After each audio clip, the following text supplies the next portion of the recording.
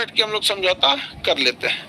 ध्यान से समझिए, पूरी देश की जनता ने कहा कि गांधी जी आप 21 शर्त पे समझौता कीजिएगा कि जो भगत सिंह को फांसी की सजा हुई है ये माफ कर दिया जाए। भगत सिंह की फांसी की सजा को क्या कर दिया जाए, माफ किया जाए।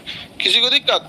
दांडी मार्च से अब सविनय अवज्ञा आंदोलन की ओर चल चुके थे लोग। और समय देखिए, इधर भगत सिंह की क्या हो चुकी है, फांसी के लिए फांसी की सजा सुना दी गई है, डेट डिसाइड करना बाकी है। इधर महात्मा गांधी से आंदोलन बैठक करने के लिए इरविन जो है महात्मा गांधी से कह रहा है कि भैया आइए हम लोग बात करते हैं, इतना बड़ा आंदोलन करने की जरूरत नहीं है।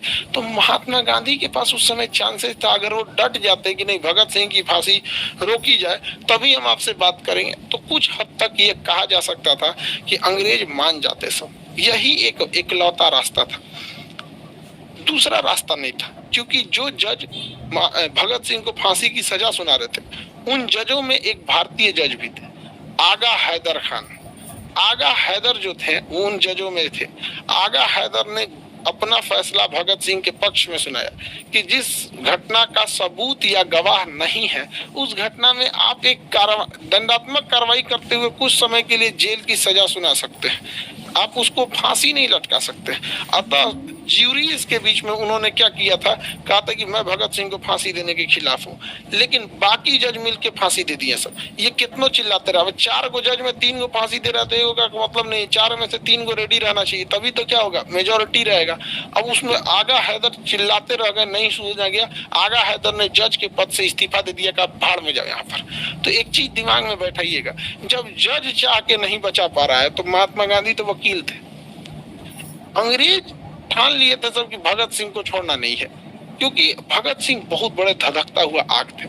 लेकिन ये बात हकीकत है कि अगर महात्मा गांधी तुल गए रहते ना उस समय, एकदम तुल गए रहते कि नहीं, हमको भगत सिंह को जब तक नहीं छोड़ोगे तब तक हम तुमको तब तक तुमसे बात नहीं करेंगे। यहाँ गांधी ने प्रयास किया या नहीं किया इसको भी समझिए, गांधी ने पूरा प्रयास किया, लेकिन यहाँ खेल गया इरविनवा।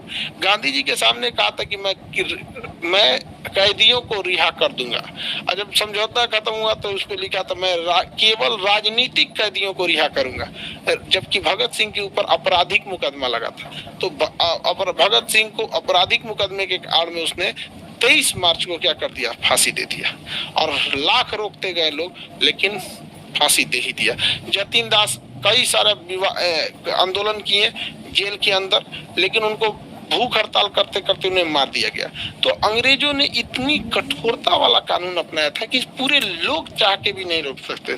लेकिन महात्मा गांधी पे इस बात का आरोप इसलिए लगता है क्योंकि आगा हैदर जो जज थे, अपनी तो पूरी कोशिश की जो उनका कर्तव्य बनता था। आगा हैदर जो जज थे उन्होंने तो अपना फैसला भी भगत सिंह के पक्ष में सुनाया। आगा हैदर से जो हो सकता था जजों पे लड़ गए, दबाव भी बनाया, और जब कुछ नहीं हुआ तो आगा हैदर अपनी मानवता दिखाते हुए कि हम भारत के सच्चे सपूत हैं, इस्तीफा दे दिया, भाड़ में जाओ ससुरे, तुम जज हो तो तुम कुछ रहो, यहाँ पे नहीं रहेंगे, तुम्हें यहाँ नौकरी। महात्मा गांधी ने केवल रिक्वेस्ट किया, डट गए रहते कि नहीं, आंदोलन खत्म तभी करेंगे जब आप भगत सिंह को रिहा करेंगे तब। लेकिन गांधी जी का कहना था कि वो मारपीट बम्बार्डमेंट के खिलाफ है, इसलिए वह कभी भी हिंसा का साथ नहीं देंगे। आज तक गांधी जी से ये सवाल पूछते जाया जा रहा है, और आप विश्वास रखिए कि जब तक इतिहास रहेगा गांधी जी से ये सवाल इतिहास पूछता रहेगा।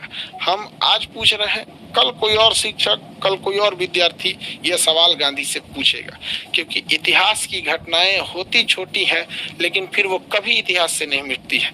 और भगत सिंह को जब फांसी पे चढ़ाया गया, पूरे सबसे पहले एकदम नहा धोवा के रेडी हो गए थे यहाँ पर, बेहतरीन ढंग से भगत सिंह ने इंकलाब जिंदाबाद, ये क्रांति चलती रहेगी, इनकलाब जिंदाबाद, मतलब अब ये क्रांति रुकने वाली नहीं है, इनकलाब जिंदाबाद। मैं जो आज शुरू कर रहा हूँ, मैं जो आज आगाज कर रहा हूँ, कल इसका अंजाम आएगा। मेरे मरने के बाद मेरे वतन पे मरने वालों का एक सैलाब आएगा। भगत सिंह के फांसी लगने के बाद पूरी देश की जनता में एक बगावत की सुर थी।